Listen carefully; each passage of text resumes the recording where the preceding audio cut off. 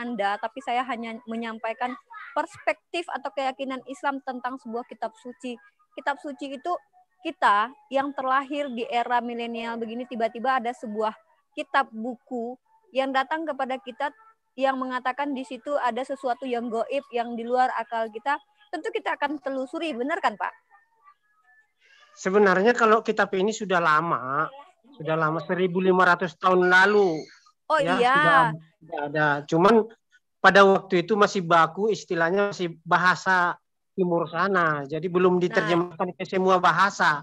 Jadi kalau sudah diterjemahkan ke semua bahasa, semua mengerti. Itu Gitu. dia Tapi saya kalau, maksud Pak. Ketika kalau kita enggak menerima kitab suci, kita harus menelusurinya, bukan itu aja poinnya. Kita menelusurinya enggak. Bapak terima gitu aja, ini kitab suci nih, Bapak iya ini kitab suci, oke, nggak perlu ditelusuri lagi gitu. Setelah kita terima, diajarin, dipelajarin, dan kita minta doa kepada Allah, sehingga Allah memberikan keterangan yang pasti kepada kita. Dan setelah kita terima Yesus sebagai juru selamat kita, dia tidak akan ngingkar. Jadi perasaan kita setelah roh itu masuk, hati kita tenang, pikiran kita tenang, dan kita... Tunggu.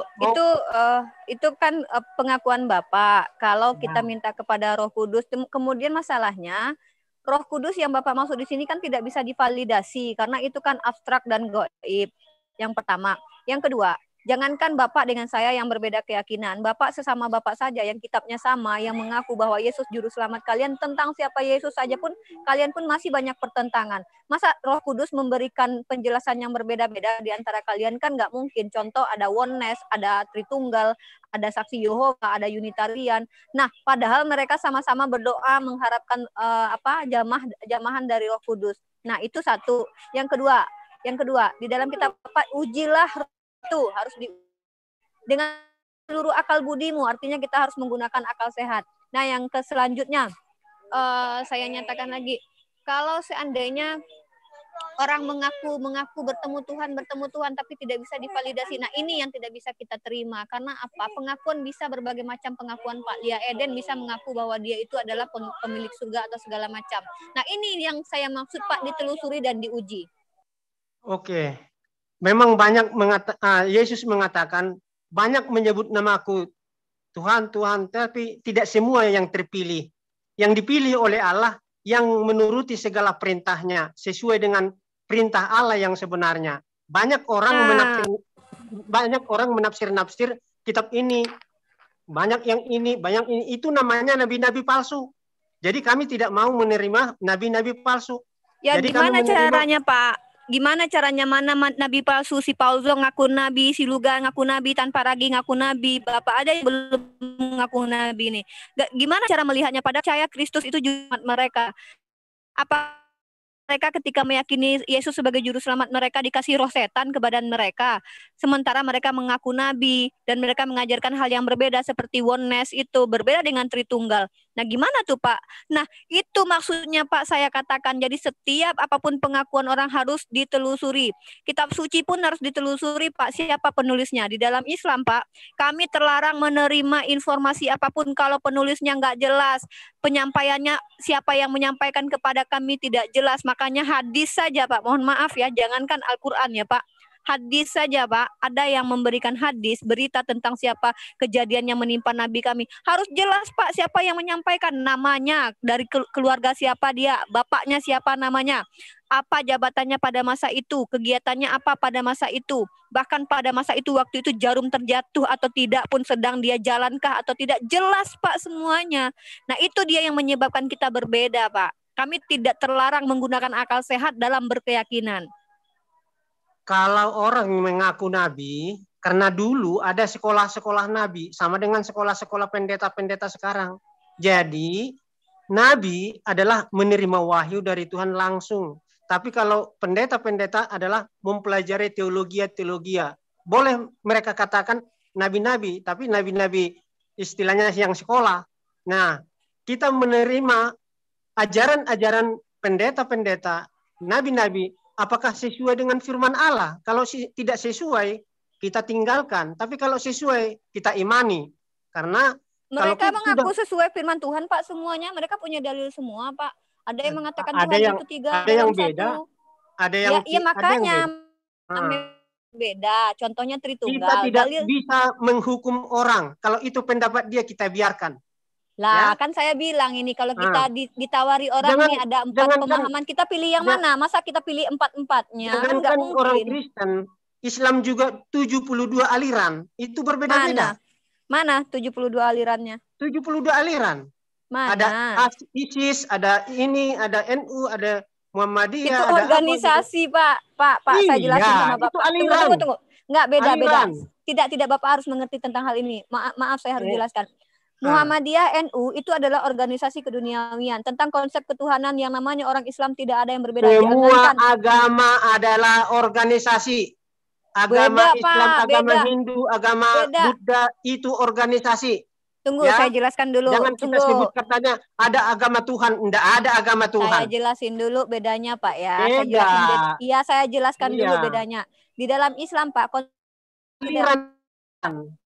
dalam Nah, Islam konsep ketuhanan ada yang berbeda.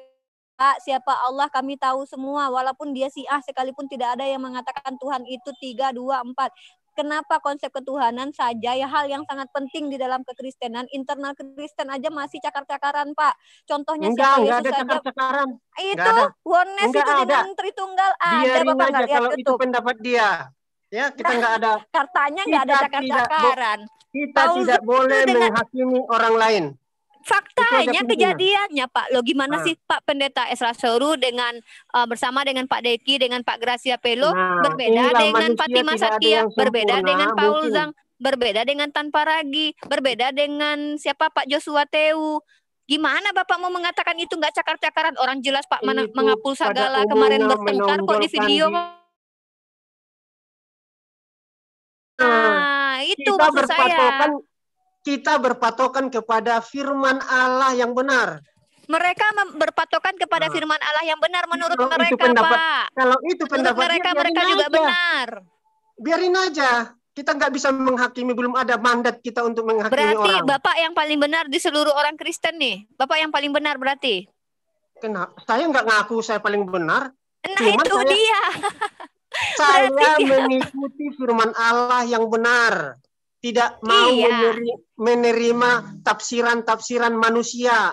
Manusia itu adalah terbatas pikirannya. Kalau begitu Bapak tidak menerima tafsiran manusia, kenapa Bapak berbeda dengan Yesus? Kalau Bapak tidak menerima tafsiran manusia, kok Bapak berbeda dengan Yesus? Maksudnya? Kata Yesus kehidupan kekal. Yohanes 17 ayat 3, kehidupan kekal hanya mengenal Engkau satu-satunya Tuhan dan mengenal Aku yang Engkau utus. Kenapa Bapak bilang Tuhan itu ada Yesus juga?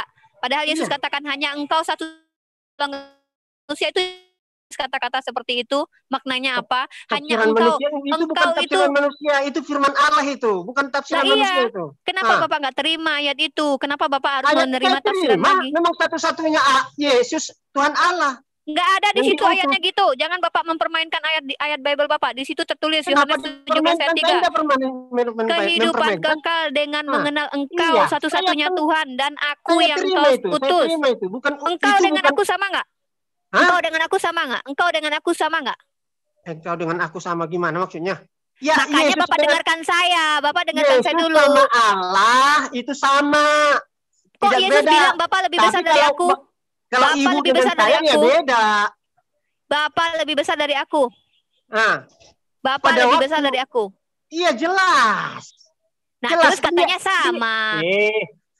Aku di dalam Bapak, Bapak di dalam aku. Ketika dia datang ke dunia ini, ada di dalam dirinya roh Allah dan ada kemanusiaan Tuhan Yesus. Jadi Tuhan Yesus itu berarti Paulus juga Tuhan. Paulus juga Tuhan.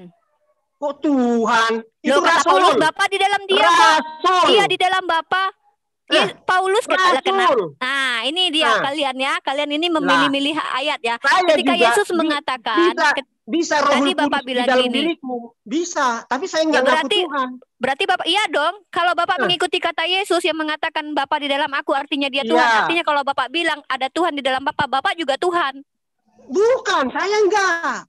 Loh, katanya Kata Kita Bapak diperalat tidak mau oleh penafsiran Tuhan. manusia. Bapak maunya yang tertulis. Tertulisnya begitu ketika Yesus Roh mengatakan Tuhan di dalam diri kita Bapa di berarti dalam kita diperalat aku. oleh Tuhan. Kata kalian ketika Iya. Yesus mengatakan Bapa di Iya. dalam aku, artinya Yesus adalah Tuhan. Iya. Ketika Paulus mengatakan Bapa di dalam Iya. dirinya, dia di dalam Bapa, oh dia bukan Tuhan. Lah, itu kan penafsiran manusia kalau gitu dipilih-pilih. Tidak, Kalau ayatnya untuk tidak. Yesus dia Tuhan, kalau bukan Dari untuk Yesus dia awalnya bukan juga Tuhan. dia, Maria menerima roh di dalam kandungan rahimnya, bukan hasil persetubuhan. Loh, Jadi Adam dia juga sudah bukan hasil ngaku. persetubuhan. Kenapa Adam nggak dituhankan? Beda. Bahkan itu Adam itu, Pak, Adam itu nafas Tuhan ya, Pak. Adam itu ciptaan nafas Tuhan. dijadikan Nggak. dari debu tanah dan dihembuskan napas baru hidup. Kalau saya Kalau bilang ya, saya katakan kepada Bapak baca dengar dalilnya. dulu. Sedangkan enggak, ini nggak bisa. Bapak ini bertele-tele dari tadi. Bapak bilang gini, Kenapa saya nggak mau bertele-tele? tafsiran manusia, saya maunya Alkitab dan tertulis. Ketika saya bacakan dalilnya Bapak menyangkalnya. Ketika Yesus mengatakan Bapa di dalam aku, kata Bapak dia Tuhan. Ketika Paulus mengatakan Bapa di dalam aku di dalam Bapak, oh dia bukan Tuhan. Ketika manusia mengatakan Tuhan di dalam aku, oh bukan Tuhan. Jadi Bapak yang mentafsirkan. Ayat ini ditafsir, ayat ini nggak ditafsir. Kita lihat dulu kalau begitu samakan artinya. manusianya. Samakan artinya. Loh, Adam tidak manusianya. Adam bukan hasil. Contohnya Yesus, dia Maria dihinggapi oleh Rohul Kudus. Loh, Daud juga punya roh Tuhan. Daud juga punya roh Tuhan. Emang Daud Tuhan? Si Daud Raja Daud. Lah, tapi dia punya roh Tuhan. Roh Tuhan, tapi bukan dia hasil hubungan ayah dan ibunya. Kan penafsiran Bapak lagi. Itu kalau mau percaya dengan yang tertulis, percayakan kepada yang tertulis, jangan mentafsir sembarangan. Giliran Paulus ditafsir, giliran Yesus nggak ditafsir. Gimana sih Bapak itu nggak konsisten dengan kata-kata Bapak? Bapak bilang, makanya saya bilang banyak denominasi di dalam kekristenan karena kalian saling mentafsir satu sama lain, suka-suka kalian aja. Lah buktinya Oneness, ada Tritunggal, Saksi Yehova, Unitarian. Tentang siapa Yesus saja beda-beda kok. Kalau kami konsep ketuhanan jelas di dalam surah Al-Ikhlas, Pak, nggak ada yang berkelahi lagi. Udah ribuan tahun ini kok tahu siapa Tuhan dan berapa Tuhan, kami tahu semua. Jadi itu Pak, kami nggak mungkin terima informasi yang datang dari kalian yang bahkan menyalahi yang tertulis. Yesus katakan Bapa lebih besar dari aku. Aku tidak bisa Ibu kenal dengan Tuhan? Saya tidak pernah bertemu dengan Tuhan, tapi Tuhan ceritakan tentang siapa dirinya. Dia maha berkuasa. Dia tidak perlu turun ke dunia membunuh dirinya. Kan? Lah terus memang Bapak tahu dari Yesus dari mana? Bukannya dari tulisan juga, dari omongan juga, dari tertulis di kitab Bapak juga. Emang Bapak ketemu sama Yesus? Kapan Bapak ketemu sama Yesus? Kemarin. Roh Kudusnya memberikan pengajaran kepada kami. Mana, Pak? Roh Kudus siapa yang paling benar? Roh Kudus yang ada di dalam Pauzang atau Roh Kudus yang ada di dalam dirinya tanpa ragi atau Roh Kudus yang ada di dalam dirinya Pak Esra Soru atau Roh Kudus yang ada di dalam dirinya siapa namanya Joseph Teu, Joshua Teu? Ayo jujur yang mana?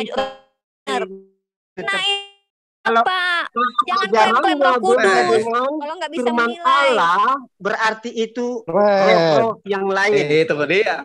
Nah, tapi kalau dia firman-Nya yang diajarkannya sesuai dengan firman Allah, berarti itu roh Allah. Itu iya, semua mengaku sesuai dengan firman Allah, Pak. Ini saya lah Bapak aja ngaku juga. Bapak juga ngaku sesuai dengan firman Allah. Dari perbuatannya kita tahu. Lah, perbuatannya Pak, ada nggak satu orang Kristen saja yang ketika mengatakan Yesus Tuhan langsung berubah jadi malaikat baik, nggak pernah berbuat salah lagi? Tunjukkan kepada saya mukanya, Pak. Mana orangnya? Hah? Lah kan Bapak bilang dari perbuatannya kita tahu dia punya Roh Kudus atau enggak. Roh Allah yang bekerja atau roh setan? Itu. Ya mana buktinya ada orang Kristen yang tidak pernah berbuat salah lagi, yang punya roh Tuhan. Kalau ada roh Tuhan di dalam badannya, otomatis dia tidak akan pernah melakukan kesalahan. Tunjukin kepada saya, mana orangnya? Semua manusia pasti ada salah. Lah kalau udah punya roh Tuhan masih berbuat salah lagi. Ngapain roh Tuhan ada di dalam diri Bapak kalau dia punya kalian bisa salah lagi? Jangan gas. Nabi-nabi juga bisa salah, gimana? Tapi nabi-nabi nggak pernah mengaku punya roh Tuhan di dalam dirinya, Pak. Kalau sudah ada roh Tuhan di dalam diri kita, artinya kehidupan kita itu diikuti oleh Tuhan. Mana mungkin ada roh Tuhan di dalam kita masih berbuat salah. Bapak ke WC bawa roh Tuhan. Bapak berhubungan badan sama istri Bapak bawa roh Tuhan. Emang Tuhan ikut sama Bapak lagi ngapa-ngapain, lagi boker, lagi makan, lagi berhubungan badan. Aduh, Pak, kami nggak percaya kalau gitu. Yang negatif tidak, tapi yang positif iya. Kalau memang berarti roh dulu, Tuhan kalau giliran dengan yang istri, positif apa datang, salahnya? giliran yang lagi bokep Apa roh Tuhan salahnya? pergi gitu. Nah. Ya elah. Ya elah. Apa salahnya kalau berhubungan dengan istri? Dilarang. Enggak, roh Tuhan ikut enggak? Bapak lagi berhubungan badan sama istri Bapak. Roh Tuhan ikut enggak sama Bapak? Ikut. Ikut. Lah, kemana kita pergi? Asal dia pekerjaan yang suci dan benar. Tapi kalau zina, dia ditinggalkan oleh Roh Kudus. Apakah manusia bisa berkehendak tanpa Roh Kudus itu, Pak? Bisa aja. Kamu juga bisa berkehendak. Mau apa bisa kan? Enggak ada yang melarang. Saya tanya Pak sama itu Bapak. Kebebasan bagi kita semua. Kita bebas memilih. Mau ke neraka, mau ke surga, kita memilih. Saya mau tanya sama Bapak. Mau beli pesawat, mau beli mobil, kan kehendak kita.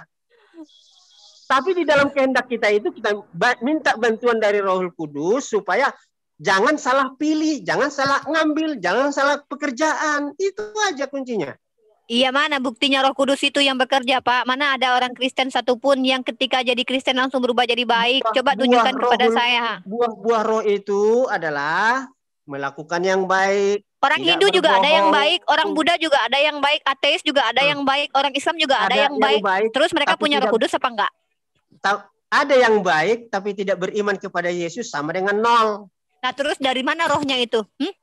Kalau orang-orang baik itu, orang-orang baik seperti orang Hindu yang baik, orang Buddha yang baik, orang Islam yang baik, terus yang memimpinnya roh mana? Roh siapa? Roh iblis. Emang ada roh iblis yang jahat? Roh iblis yang jahat. Emang ada roh iblis yang baik gitu, ngajarin manusia baik padahal dia tidak beriman kepada Yesus? Banyak orang Hindu yang baik, banyak orang Buddha yang baik, banyak ateis yang baik. Aduh, Pak, ngeklaim terus, Pak. Ya. Orang-orang tabrakan mobilnya besok bertambah 3.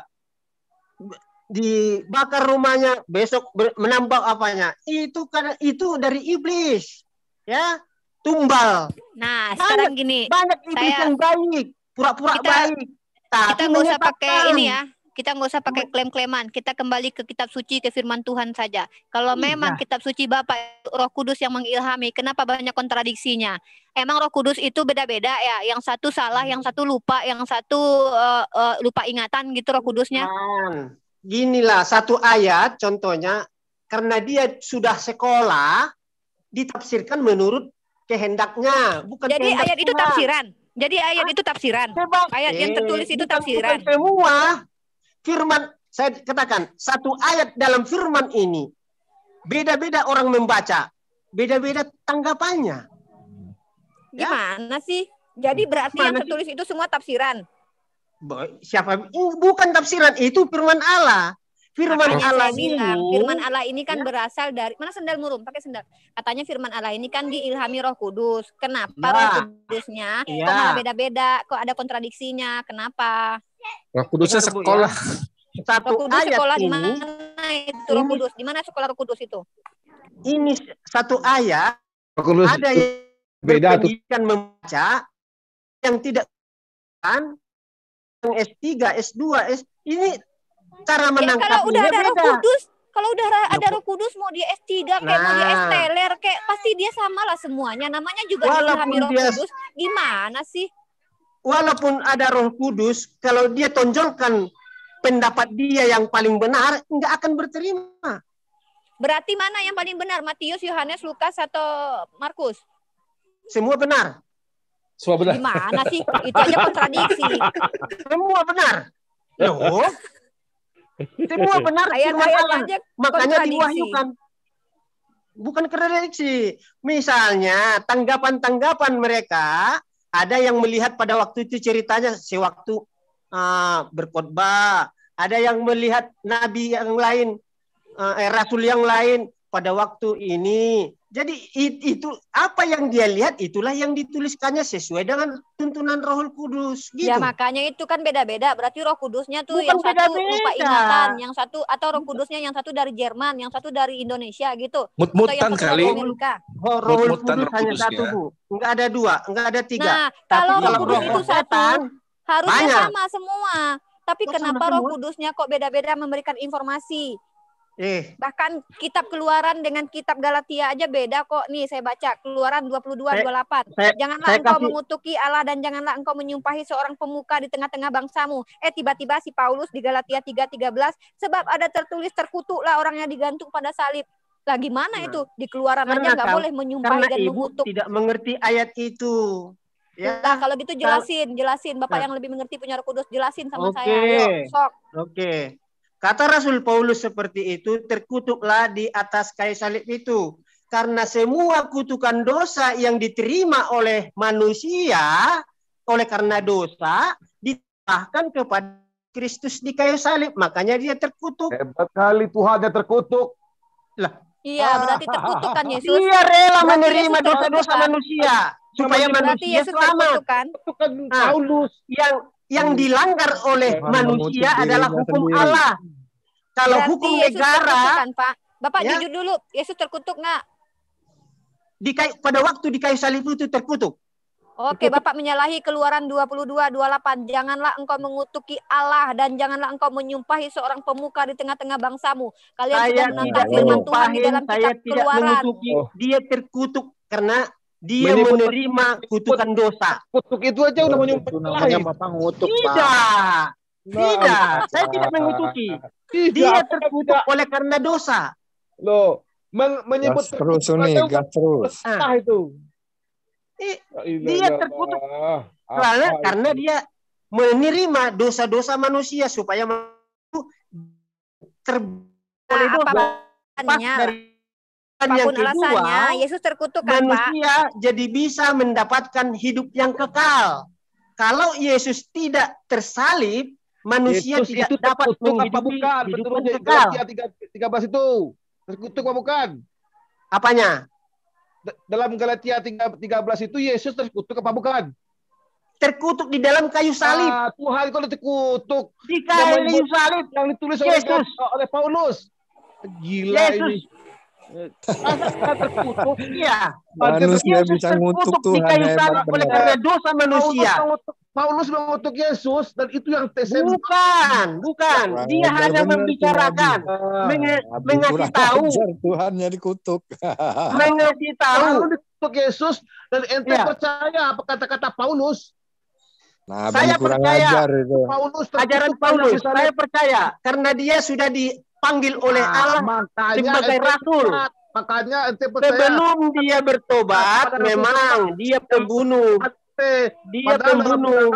Itu disebutkan. Tetapi setelah dia dihajar oleh Tuhan, sampai 3 hari dia gantian buta, bicaranya dulu, gantian. Sampai 3 hari dia buta, makanya dia bertobat menjadi pengikut Yesus. Tadinya dia memang pembunuh. Tadinya memang dia pembunuh. Sukar, buka puasa dulu. Buka puasa pembunuh. Sama undi aja. Saya nggak marah, cuma suara saya keras. Saya nggak marah, suara saya keras. Bener. Saya orang pantai. Jadi gini, Pak Tony ya, saya katakan lagi ya. Kontradiksi itu Bapak tahu nggak artinya kontradiksi?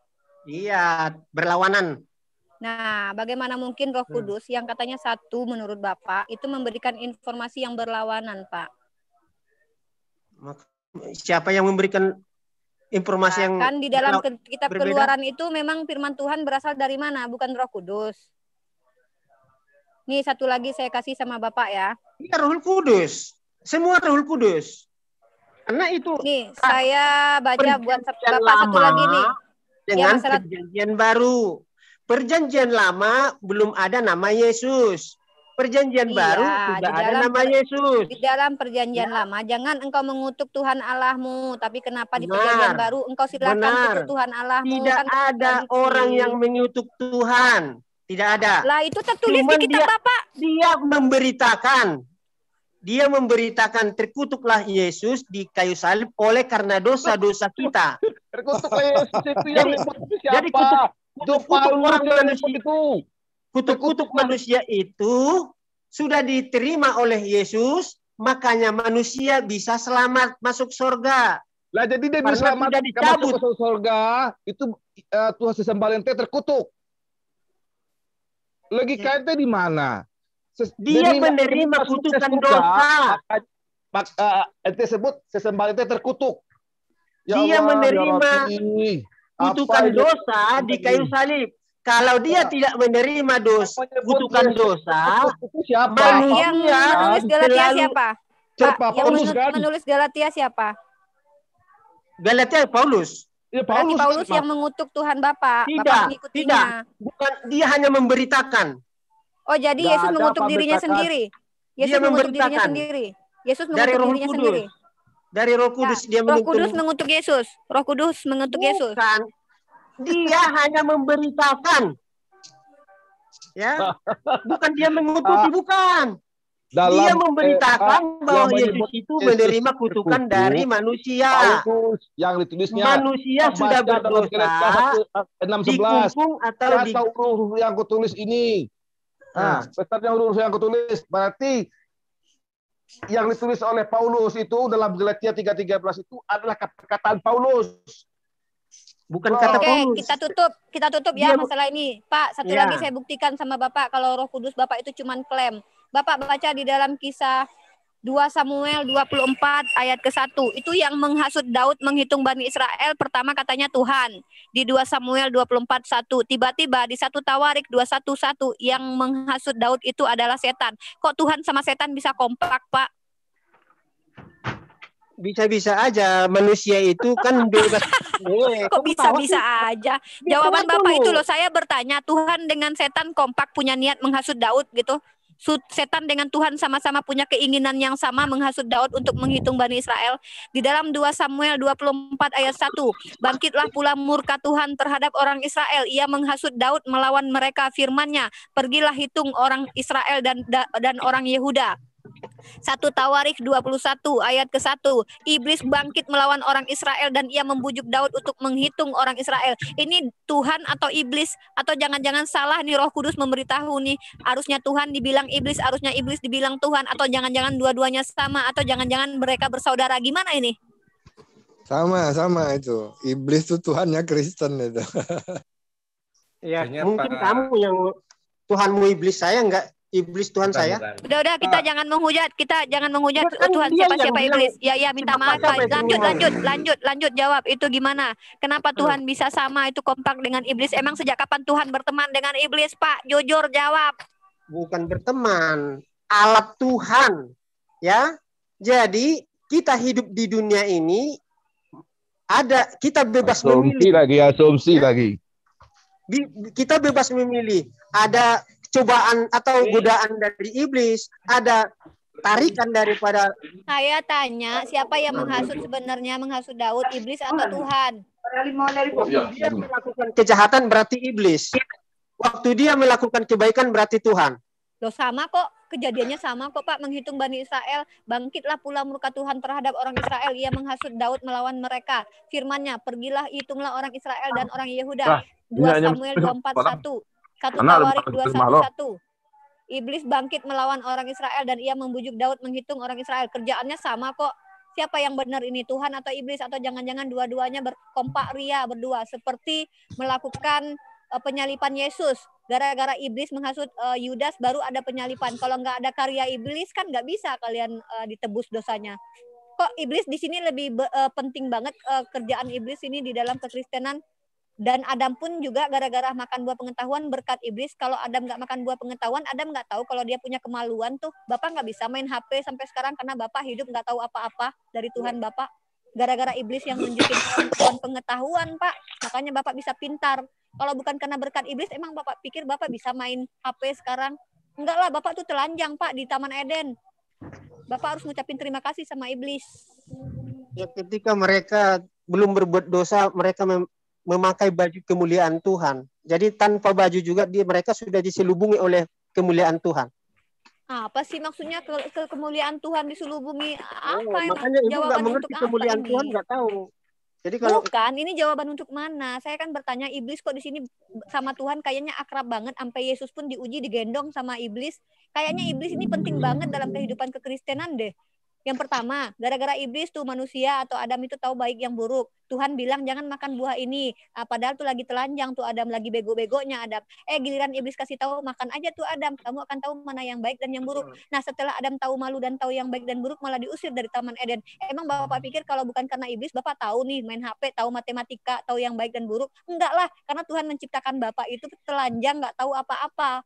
Itu faktanya di dalam kitab Bapak. Kita tidak tahu untuk ke depan apa yang terjadi. Yang penting pada waktu Adam dan Hawa dikasih Tuhan larangan, ini jangan makan buah ini ya. Ya, jadi datang iblis menggoda. Mereka tidak tahan godaan. Ya, pertanyaan saya, makan buah itu buruk apa jahat? Baik pekerjaan itu. Ketika ada makan buah itu buruk apa baik? Menurut Tuhan itu tidak baik. Buruk apa baik? Loh, ngapain dilarang? Kalau memang baik, ngapain dilarang makan buah pengetahuan? Gimana sih? Kalau soal dilarang atau tidak dilarang, tanyalah Tuhan. Kenapa dilarang bilang? Iya, yang baik-baik masa dilarang tuh? Gak usah ngamak, Pak. Aduh. Pak, saya gini deh. Pelan-pelan ya, Bapak coba mikir. Sekarang saya tanya, ketika Tuhan melarang Adam memakan buah pengetahuan, itu artinya ketika memakan buah pengetahuan itu perbuatan baik atau perbuatan buruk? Ketika mereka makan, perbuatan buruk. Dari mana Adam tahu berbuat buruk? Kan dia belum makan buah pengetahuan. Katanya Adam itu bisa berbuat buruk kalau makan buah pengetahuan. Sedangkan Tuhan katakan, jika engkau makan buah itu, ketika itulah engkau akan mati. Iya, Adam kan belum tahu apa-apa, Pak. Dia belum tahu mana yang baik dan yang buruk. Kan dia belum makan buah pengetahuan, Pak. Karena kalau makan buah pengetahuan, Adam tahu mana yang baik, mana yang buruk. Lah, kenapa Adam bisa melakukan pekerjaan buruk, dan itu melakukan pekerjaan buruk itu kan harusnya terjadi setelah makan buah pengetahuan. Tapi kenapa sebelum makan buah pengetahuan, Adam tahu mana yang buruk? Itu maksudnya gimana? Nah, coba kita lihat malaikat Tuhan tidak pernah berdosa, tidak melakukan dosa. Mereka pekerjaannya apa? Nah, kita seperti malaikat lah. Apabila tidak melanggar hukum Allah itu, kita seperti malaikat. Nah, sekarang gini, Bapak telanjang ini baik apa buruk? Setelah kita berdosa, itu Pak, telanjang baik apa buruk? Telanjang baik apa buruk? Berdosa itu buruk, tapi sebelum kita berdosa, misalnya tadinya tidak berdosa itu tidak buruk. Berarti Tuhan pengen kita ini bertelanjang ya? Kenapa pengen telanjang? Lah kan Tuhan yang ciptakan Bapak telanjang. Menurut Tuhan itu baik. Pada mulanya manusia tidak mempunyai pakaian. Emang bedanya kita berdosa apa, Pak? Berdosa dengan nggak berdosa. Emang bentuk tubuh Bapak kalau nggak berdosa berubah gitu jadi berkilau-kilau? Setelah berdosa, tersingkaplah matanya melihat dosa. Sehingga dilihatnya manusia itu, karena manusia itu sudah lepas kemuliaan Allah dari tubuhnya, kelihatanlah kemaluannya. Emangnya kalau seandainya kita nggak berdosa, kita nggak punya kemaluan? Ditutup oleh kemuliaan Allah. Ya, kemuliaan Allah itu seperti apa? Baju, kain, daun, atau apa? Pokoknya itu kemuliaan Allah. Tuhan aja kita telanjang. Gimana sih kok ditutup? Katanya Tuhan aja bilang Adam pada waktu itu telanjang dan segala sesuatu yang ada pada Adam adalah baik. Artinya baik menurut Tuhan Bapak kalau telanjang itu. Nah, kalau Bapak itu nggak makan buah pengetahuan Adam bukan karena bantuan iblis, Pak. Bapak itu sekarang masih telanjang, Pak, di jalan, Pak, di mana-mana, Pak. Bersyukur, Pak, ada iblis. Bapak bisa tahu caranya pakai baju. Diselubungi oleh kemuliaan Allah. Enggak masalah seperti malaikat sekarang. Mereka nggak pakai baju. Emang Bapak pernah lihat malaikat? Matanya Ibu ngaku ada malaikat? Ada, tapi saya belum pernah lihat malaikat. Saya nggak pernah lihat tuh malaikat dia telanjang apa pakai baju. Melihat dengan mata, tetapi melihat dengan mata iman. Saya nggak pernah melihat malaikat. Mata iman Bapak kayak mana bentuknya? Gimana bentuk mata iman?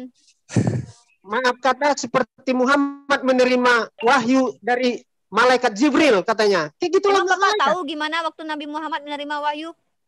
Saya pelajari dari Google. Ya emang Bapak tahu? Emang Bapak tahu? Oh, Syekh Google. Tahu.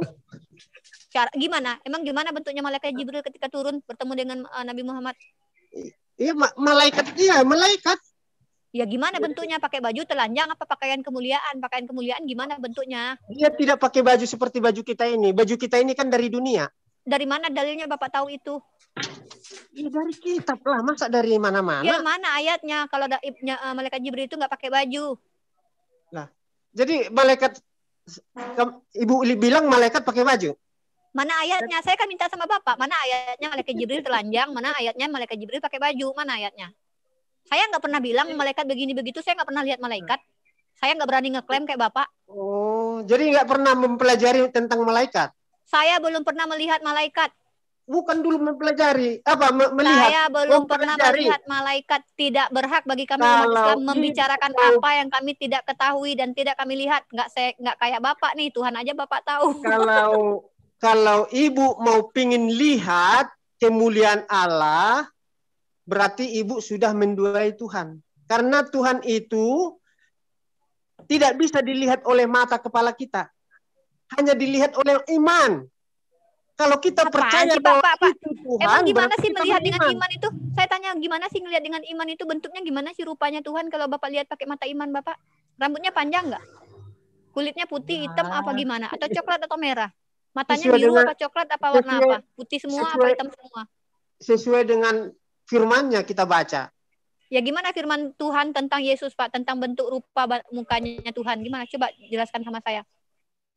Maka akan melahirkan seorang laki-laki. Nah, itu berita itu. Ya, laki-laki. Laki-lakinya seperti apa, Pak? Seperti yang ada di Afrika, seperti yang ada di Jepang, seperti ada yang di Cina, atau seperti yang ada di Indonesia? Atau takutnya, Pak, khawatirnya, Pak, seperti yang ada zaman purba dulu, Pak, nomaden, Pak. Bapak tahu kan nomaden zaman dulu kan Pithecanthropus erectus, Homo sapien. Takutnya itu kan manusia juga, Pak. Takutnya seperti itu, Pak. Gimana? Kita tidak bisa menjangkau yang tidak tertulis. Yang tertulis saja kita lihat. Jadi kalau sudah inilah saya, inilah lakukan kata Tuhan, itu yang kita lakukan dan kita imani. Karena mempelajari tentang Allah itu harus tinggi pengetahuannya, bukan seperti mempelajari kimia, biologi, bukan, beda.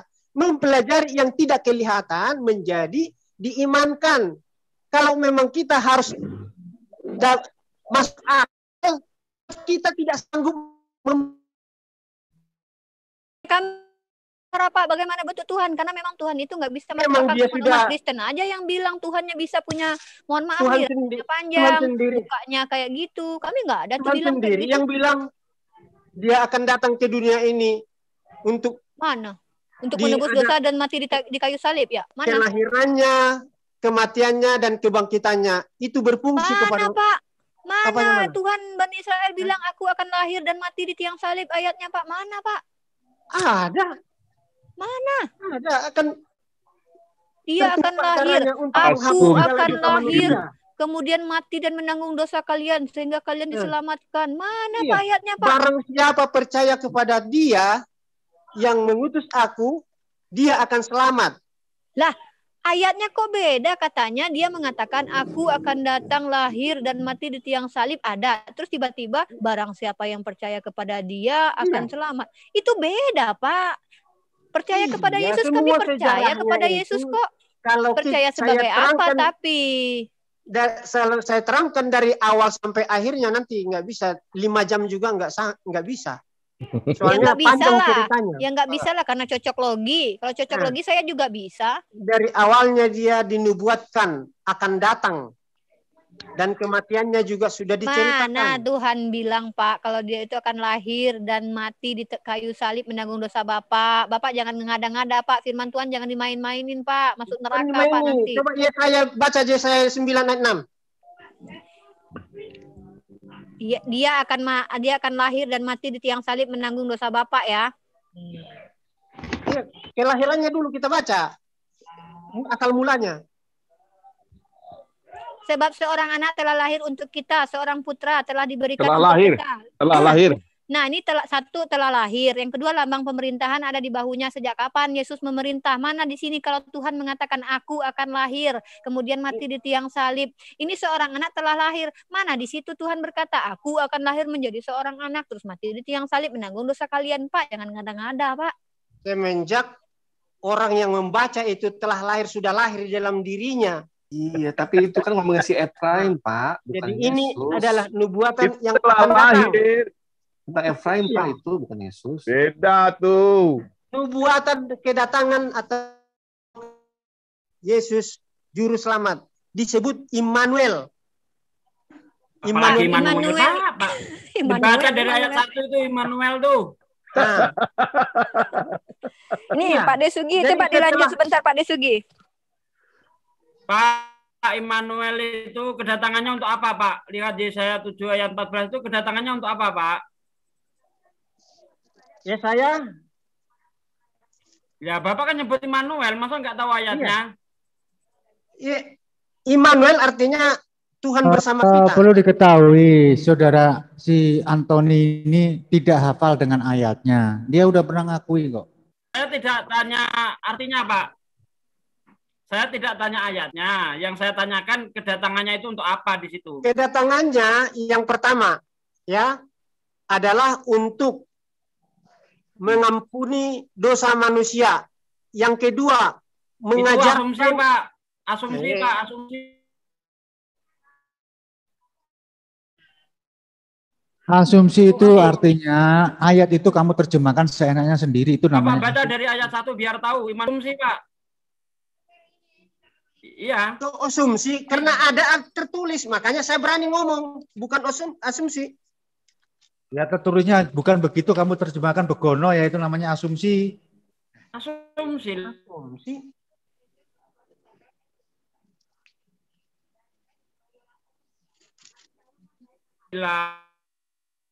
Dibaca dari ayat 1 biar Bapak tahu. Jangan asumsi.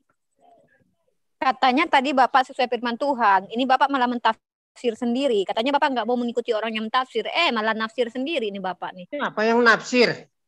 Saya Nah, nggak itu- nafsir sesuai dengan firman Allah. Ya baca dulu itu yang disuruh Pak Desugi tadi. Baca dari Yesaya 7 sampai Yesaya 7 1 sampai itu untuk apa itu Immanuel itu? Si Immanuel itu siapa? Si Immanuel itu tugasnya ngapain? Sejak kapan Yesus dipanggil Immanuel? Namanya aja Yesus kok. Yesus Barabas jangan-jangan. Yesus itu banyak gelarnya. Ada Immanuel, ada nabi, ada rasul, ada Hamba juga ada Pak, hamba. Makanya Masa Bapak Tuhan bacakan ada. dulu masalah Hamba Immanuel ada. itu, Pak. Hmm. Dibaca dulu Immanuel tuh. Dari apa Yesaya 7 ayat 1. 7:1. Yesaya 7:1 nih. Yesaya dan Raja Ahaz. Sampai ayat 16 itu biar tahu lah. Immanuel itu untuk apa? Saya ini. Sebab sebelum anak itu tahu menolak yang jahat dan memilih yang baik, maka negeri yang kedua rajanya engkau takuti akan ditinggalkan kosong. Yang 16 Pak D. Ia akan makan dadi Ya. madu sampai ia tahu menolak yang jahat dan memilih yang baik. Tuhan akan mendatangkan atasmu dan atas rakyatmu Baik. dan atas kaum Eh, keluargamu. Oke, Mbak Rifa ya. Karena Pak Pendeta Antoni nggak tahu kedatangan Immanuel itu untuk apa, baiklah saya terangkan aja ya. Kedatangan Immanuel itu sangat jelas di situ bahwa itu sebagai pertanda bahwa negeri yang ditinggali Ahaz akan diserang oleh Raja Rezin dan Raja PK bin Relmaya. Itu tandanya itu. Iya, iya. Sebagai pertanda itu. Gitu loh. Nggak nyampe ke zaman Yesus.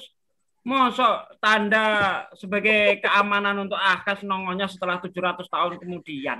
Kan nggak masuk akal itu. Kemudian kalau kita lihat Yesaya 1 ayat 1, pandangan Yesaya bin Amos itu tidak sampai ke zaman Yesus. Dia hanya sampai pada zaman-zaman raja-raja Yehuda itu saja. Udah itu. Enggak ada katanya Yesus. Pak.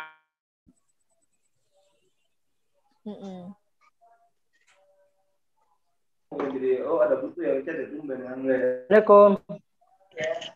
Salam. Lagi bahas apa nih, Bu? Ya. Lagi bahas apa, Bu? Lagi Immanuel. bahas tentang Immanuel dan membahas tentang Roh Kudus dan membahas tentang Adam dan membahas tentang dosa. Apa? Banyak yang Immanuel. dibahas dengan Pak Tony ini. Ya kan Pak Tony? Silakan Pak Tony. Masa gitu aja. Immanuel ya? Pak Tony lagi buka puasa, jangan ganggu dulu, dia lagi buka dia kayaknya. Atau dia lagi baca Yesaya 7:1 sampai seterusnya itu. Iya, dibaca Oh, aja. Pak S. Anthony Art ini dari Kristen. Iya. Ya, dari Kristen. Oh, ya. Biar Pak D ini dulu, biar dia selesaikan masalahnya sama Pak D dulu. Sama saya tadi udah tentang Adam yang telanjang menurut Tuhan baik. Saya mau live dulu.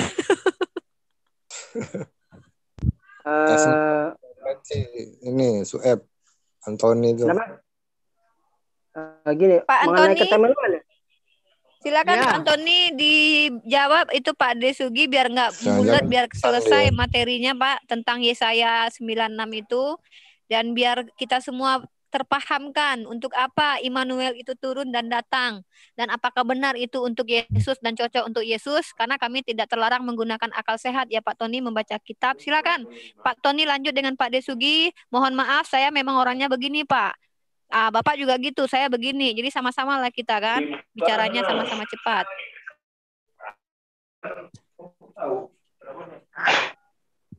Lah Pak Tony, jangan-jangan dia shock nggak dengar itu, lihat itu Pak D. Saya 7 sampai. Pingsan kayaknya. Saya 7 ayat. 1 lah sampai seterusnya Bapak bacalah 1 periskop, 1 sekop. Nah, ini kan Raja Ahaz.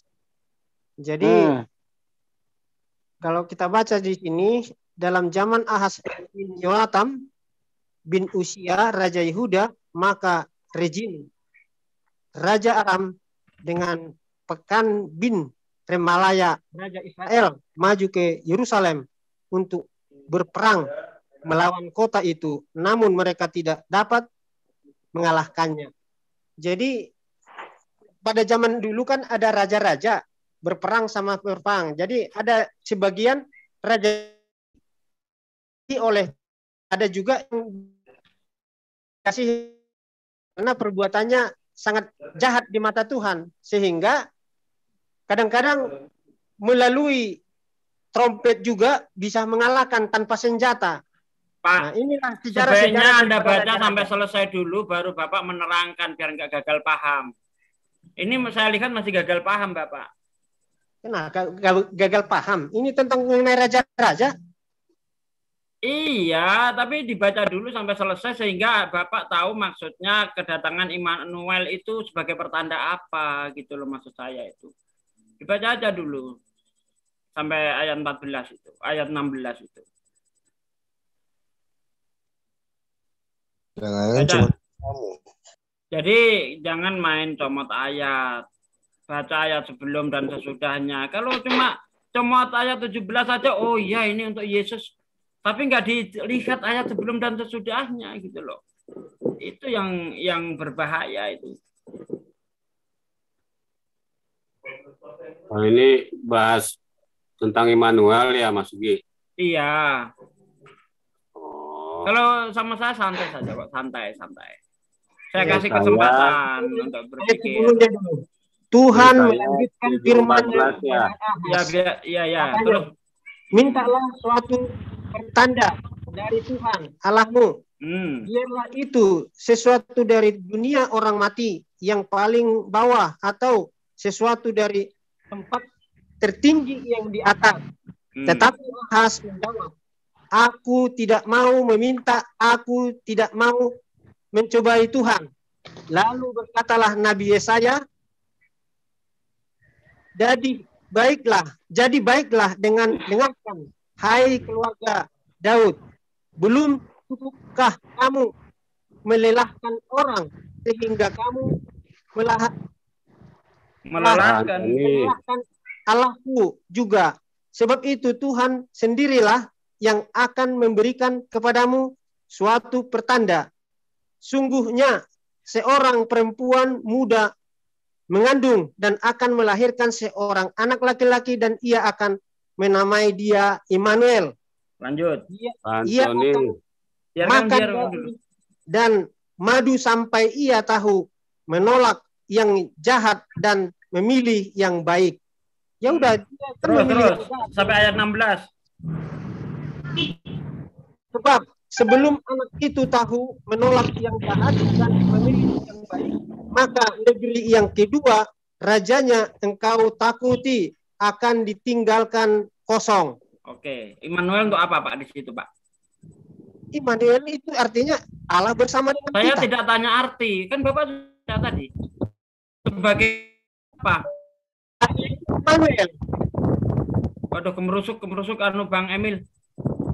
Bang Emil, noise Bang Emil. Aduh. Kohos coba di mute dong, Pak Emil. Sebagai apa tadi Pak itu? Immanuel Pak. Sesungguhnya seorang perempuan muda mengandung dan akan melahirkan seorang anak laki-laki dan ia akan menamakan dia Immanuel. Ya. Immanuel sebagai pertanda apa? Pertanda mereka bersama dengan Tuhan. Aduh, Pak sudah baca dari ayat 10 gitu nggak paham juga. Kenapa nggak paham? Arti Immanuel itu apa? Saya tidak tanya arti. Yang saya tanyakan itu di situ itu pertanda. Mengerti pertanda gimana? Apa? Iya. Sebagai pertanda apa? Ini yang dibahas ini pertanda Pak, janji Tuhan. Allah sendiri. Ini apa yang dibahas mengenai janji Tuhan, gitu loh. Itu janji Tuhan untuk apa itu? Untuk menyelamatkan umatnya. Di mana di situ? Kok di mana di situ? Itu kan udah jelas. Nah, coba. Dari cerita. Ya, untuk menyelamatkan umatnya apa, Pak? Dari apa, Pak? Apanya dari apa? Untuk menyelamatkan umatnya dari apa? Menyelamatkan dari peperangan. Kan mereka dulu raja-raja itu mengambil wilayah, mengambil kerajaan, memperluas pemerintahannya. Oke, berarti kan nggak ada hubungannya dengan Yesus itu. Kenapa nggak ada? Immanuel itu adalah Allah beserta dengan kita. Di situ kan sangat jelas sekali bahwa Tuhan sendiri yang akan memberi pertanda kalau perjanjian lama belum disebut nama Yesus, maka lahirlah itu sudah nongol Pak. Immanuel sudah nongol di Yesaya 8 ayat 8 Pak, dibaca. Apanya? Yesaya 8 ayat 8 dibaca tuh, Immanuel sudah nongol di situ. Nggak sampai ke zaman Yesus.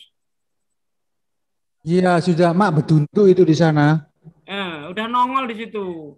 Jadi Immanuel itu sebagai pertanda bahwa negeri yang ditinggali Ahaz itu tidak akan diserang oleh Raja Raja Pekah bin Relmaya dan Raja Rezin. Itu fungsinya Immanuel itu sebagai tandanya. Gitu loh. Kok sampai ke zaman Yesus sih? Bapak kan sudah baca dari ayat itu, kok nggak paham ya? Iya, kenapa nggak paham? Lah, kan di situ sangat jelas bahwa Yesaya, Immanuel itu, ya kedatangan Immanuel, lahirnya Immanuel itu sebagai pertanda untuk Ahaz bahwa negerinya itu tidak akan diserang oleh dua raja yang takuti di ayat 16. Siapa dia? Raja Rezin. Apa hubungannya sama Yesus? Gitu loh. Dan terbukti di Yesaya 8 ayat 8 Immanuel sudah nongol. Jadi raja nongol ya. Raja Ahaz itu dia akan bisa menang apabila Yesus atau Tuhan bersama dengan mereka. Walaupun berapa ini asumsi lagi. Raja yang melawan, mereka pasti menang. Itu maksudnya. Bapak, ini asumsi lagi kalau begitu. Kita berdasarkan ayat saja.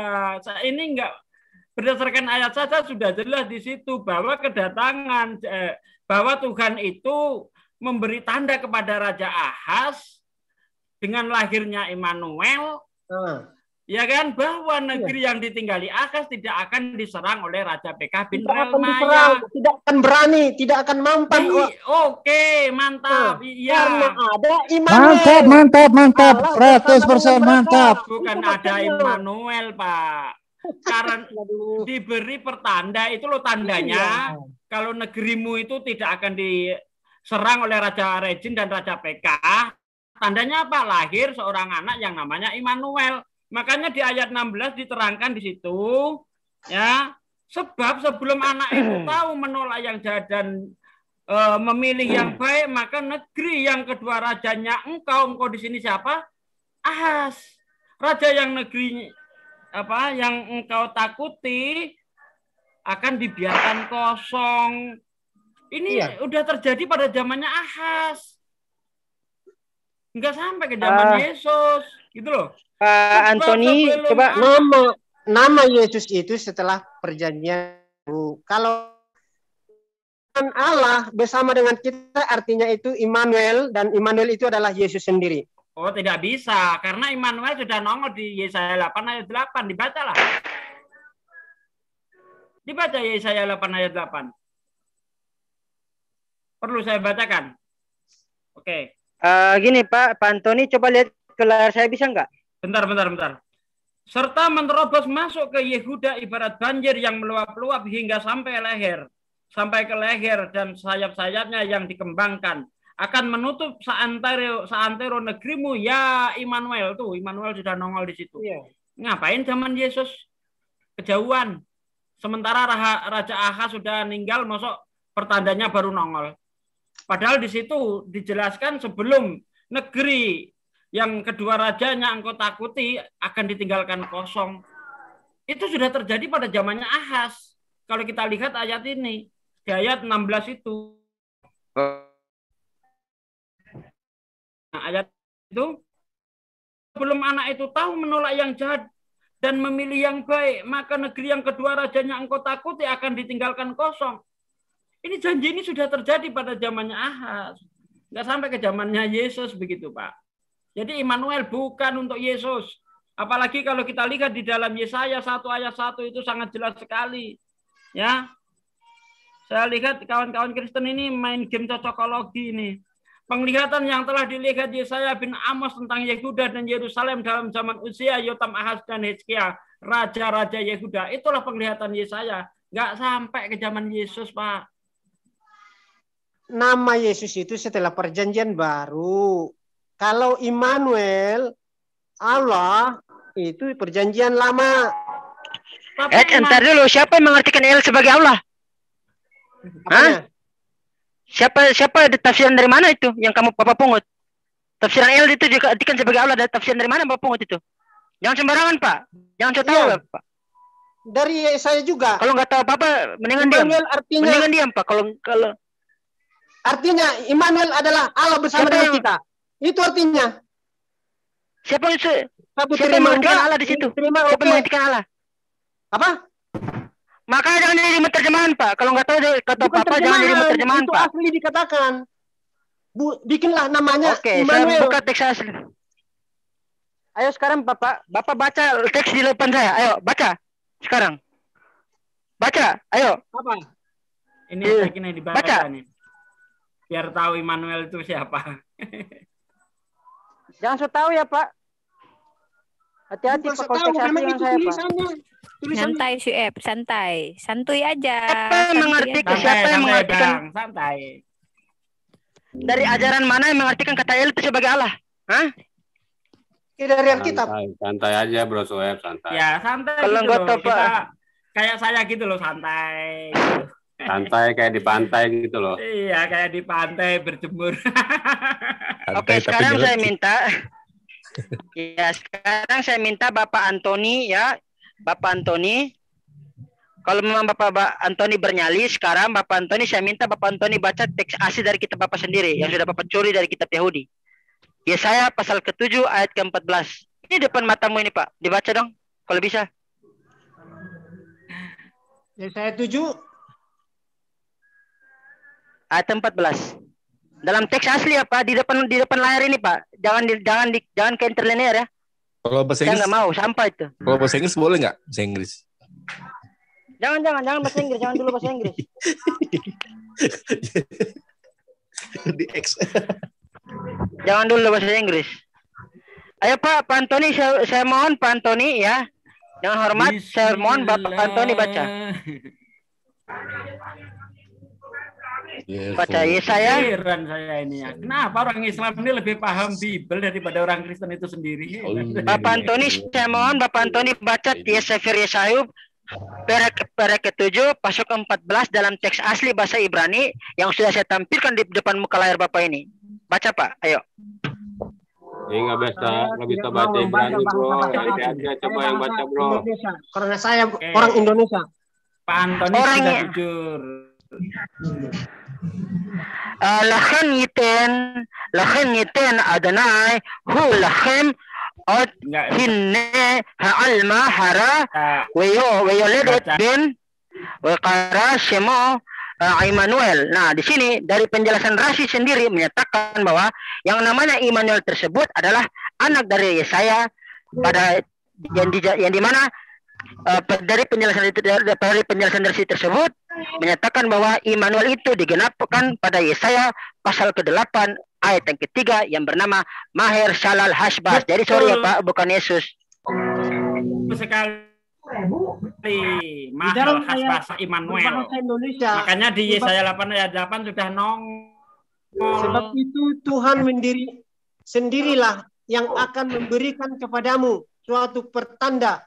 Itu Immanuel yang lain, Pak. Itu Immanuel yang lain. Itu Immanuel yang lain. Itu Immanuel yang lain, Pak. Bukan Immanuel dari kitab Yahudi, Pak. Maaf ya, sorry ya. Maher Shalal Hashbaz itu yang digenapkan dari Sefer Yesaya pasal ke-7 ayat ke-14. Dari mana kita tahu? Dari penjelasan Rashi sendiri, bukan dari penjelasan pendeta Bapak. Maaf ya, Pak. Jangan mimpi, Pak. Yesaya 8 ayat 8, Aki, coba dibuka tuh. Yesaya 8 ayat 8 tuh. Yesaya 8 ayat 8 itu. Nah itu Immanuel sudah nongol tuh di situ tuh. Dan ternyata dari tafsiran Rashi sendiri menyatakan bahwa kata Immanuel tersebut digenapkan pada Sefer Yesayahu pasal ke-8 ayat yang ketiga yang bernama nama lainnya adalah Maher Shalal Hashbaz. Jadi bukan untuk Yesus ya Pak. Jadi pada Matius pasal ke-1 ayat 33 yang menyebutkan nama Immanuel itu adalah Immanuel orang yang lain, bukan Immanuel yang dimaksud pada Yesaya 7 ayat ke-14. Ya Pak, maaf ya Pak, sorry ya. Hanya satu nama Immanuel, tidak ada diberikan kepada orang lain itu. Immanuel, hanya satu. Sefer Yesaya itu kitab Yahudi Pak, bukan kitab Bapak, sorry mau ya. Kitab Yahudi, mau kitab Israel. Bapak nggak bisa baca, Bapak nggak tahu apa itu tafsiran dari Rashi. Namanya main tabrak aja, tidak melihat. Itu tafsiran dari Rashi Pak, saya nggak menafsir Pak, maaf ya. Tidak ada tafsir di sini. Ini adalah wahyu Tuhan kepada nabi-nabi, kepada rasul-rasul. Oh maaf Pak, Bapak umat terjemahan, Bapak nggak bisa baca. Oke, Syueb. Jadi semua begini bisa intinya. Terjemahkan. Tidak boleh dikurangi, tidak boleh ditambahin. Barang siapa yang menambahin, siapa mengurangi, tidak akan terbit fajar baginya.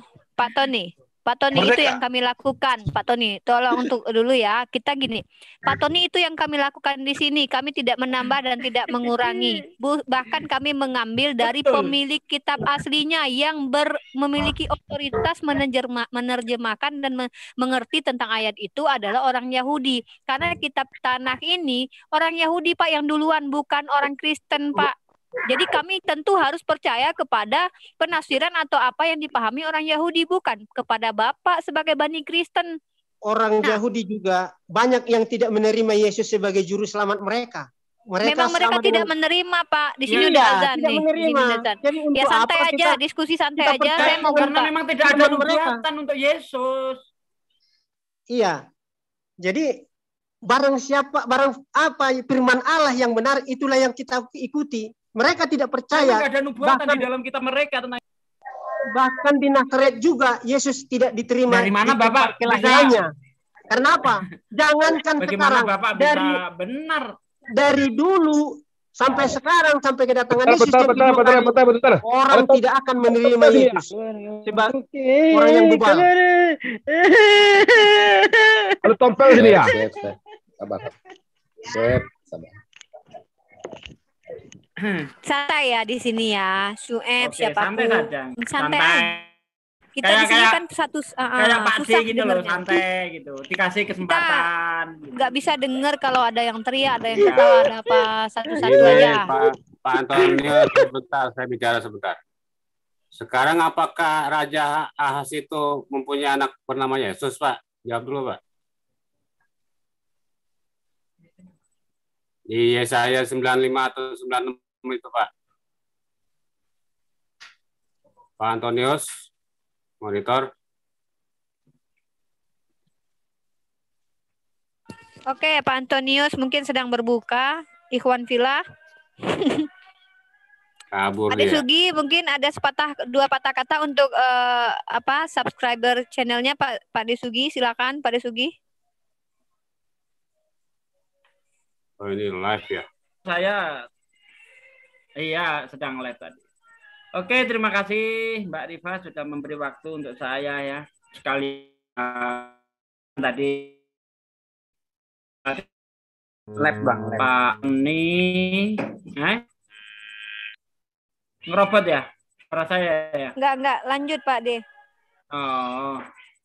Debat antara saya dengan Pak Antoni, dengan Mbak Rifa juga dengan Pak Antoni, ternyata Muslim lebih paham Alkitab daripada orang Kristen itu sendiri. Tapi Pak Antoni hanya mencomot-comot ayat, tidak mau melihat teologi, menjanjikan Immanuel kepada Raja Ahaz, langsung dicomot, diloncatkan 750 tahun kemudian, dan diakukan itu untuk Yesus, padahal cocok pun tidak, ya itu. Dan untuk saudara-saudaraku yang sedang menonton, saya mohon dukungannya untuk channelnya Mbak Rifa TV ya, dan channel Zulfikar Official, ada juga channel-channel yang lain, ya jangan sampai tidak didukung, karena dengan mendukung channel-channel Muslim, insya Allah Anda sudah ikut ambil bagian dalam dakwah, Anda sudah ikut bersedekah, Anda juga sudah mendapatkan ilmu, sehingga Anda bisa membentengi diri Anda dan keluarga Anda dari upaya pemurtatan. Dan terlebih lagi, jagalah keluargamu, jagalah dirimu dan keluargamu dari api neraka. Itu yang paling penting. Oke Mbak, terima kasih Mbak Rifa. Oke, mungkin sedikit dari saya, Ikhwan Filah yang ada di live komennya Ustadz Sugi.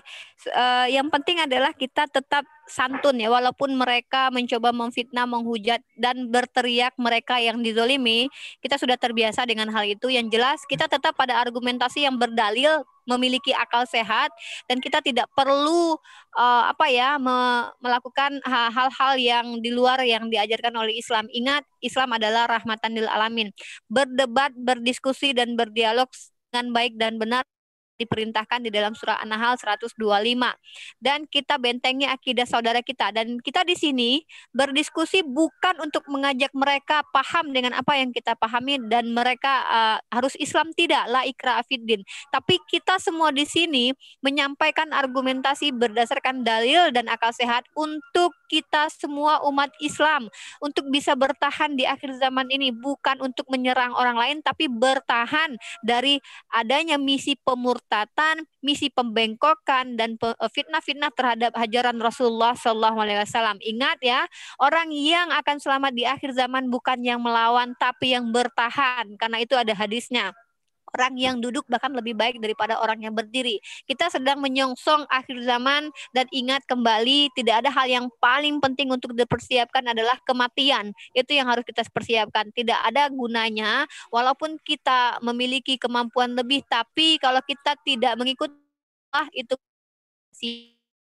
juga, kalau kata yang salah, maklum, kalau kita di dalam ring tinju, ibaratkan di ring tinju kita akan kelepasan, kadang kita melakukan hal-hal yang tidak terduga. Tapi ketika keluar dari ring tinju, maka kita tentu harus melakukan tos ya, kita bersaudara setanah air dan sebangsa. Pak Tony, walaupun Pak Tony sudah tidak memantau, walaupun ada di sini, yang penting Pak Tony, kita berdiskusi, berdialog dengan santai, dan kami tidak terlarang menggunakan akal sehat. Dan tentu kita berbeda Pak, karena kita memang beda. Kami Muslim, Bapak orang yang memiliki doktrin Tuhan adalah roh dan ada dosa waris, kami tidak. Jadi perbedaan ini yang harus kita hormati dan kita hargai. Terima kasih buat Ikhwan Filah yang ada di live komennya Pak De Sugi, dan mudah-mudahan kita besarkan channel umat. Jangan pernah melihat channel-channel yang justru menyakiti hati kita. Jadi tidak perlu kita lihat channel-channel yang menghina Rasul, yang menghina Allah.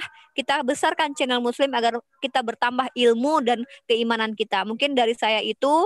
Jika ada yang lain ingin menambahkan mungkin silahkan. Ya, panitia. Live komennya Bang Zulfikar juga ya, di live komen Bang Zulfikar Official juga sama seperti yang saya sampaikan kepada yang di live komen Pak Desugi. Mungkin Pak Bang Zulfikar atau siapa yang ingin menyampaikan sepatah dua patah kata sebelum ditutup live-nya? Nah, saya dulu Bu. Silakan. Oke, terima kasih kepada kita semua telah memberikan argumen masing-masing. Memang kita tidak memaksakan kehendak kita kepada saudara-saudara kita, tetapi baiklah itu suatu pelajaran bagi kita semua. Kita pertimbangkan yang mana yang benar, mana yang tidak benar. Kalau yang Setuju benar Pak Tony. itulah ya. Pak Tony. Mantap. Ya. Kalau yang benar itulah diimankan. Kalau tidak benar kita buang jauh-jauh. Masih Ya. keren. Kami Jangan kita- apresiasi Pak Tony di sini, kami hormati Pak Tony, kami hargai Pak Tony. Satu NKRI bersaudara dengan kami. Kita tetap bersama-sama dalam saudara Memperjuangkan. kemanusiaan. Iya, memperjuangkan NKRI kita ini, kita bersama-sama rukun. Tidak ada satu dengan yang lain bergontok-gontok. Mantap. Iya, Mantap, karena setuju. Masya Iman Allah. boleh berbeda. berbeda Bertikai, tetapi tetap no. satu. Nah, gitu loh. Bhinneka Tunggal Ika. Oh iya. Ya, Terima kasih Allahu dan Akbar. selamat malam. Ya, Pak mohon Antoni. maaf sebelumnya Pak Tony, kalau ada dari kami yang menyakiti hati Bapak, maklum ya, seperti yang saya katakan tadi, ketika kita di dalam ring, kita kadang lepas kontrol, terkadang ada bahasa-bahasa yang mungkin tidak pada tempatnya. Saya pribadi, Rifa, Muslim One Way TV, mohon maaf sebesar-besarnya kalau menyakiti Bapak, dan mewakili orang yang di sini, kami akan menghormati Bapak. Silakan sini, kan, Allah, kami akan jawab. Dan mungkin kita akan berdiskusi lanjut ke depannya dengan cara santun dan baik. Terima kasih banyak Pak Tony, Pak Desugi, dan Bang Zulfikra Official, IAC Media, dan semuanya. Dan buat Sueb juga, terima kasih sudah berkontribusi dalam diskusi ini. Mohon maaf jika ada kata-kata saya yang salah. Silakan Pak De, mau ditutup? Atau Bang Zulfikar, silakan. Saya pindahkan ininya, hostnya. Baik.